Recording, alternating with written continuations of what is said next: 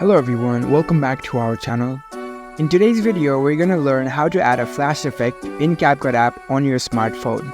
This is a very great way to make your videos more dynamic and engaging. It's a very simple process, so let's dive right in. First of all, unlock your phone and make sure you have downloaded the CapCut app on your phone already. Once you download the app, launch the app on your phone. Once you're in the app, here you can see the new project button at the top. Tap on it. Here you will see a list of videos in your gallery. So select the video clip you want to edit. Now tap on the add button. Now the video is imported to your project.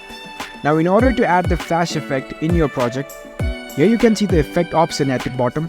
Tap on it. Choose video effects. Here you can scroll through and find the flash effect, or you can simply tap on the search bar and type flash effect.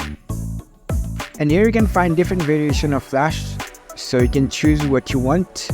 Let's choose this.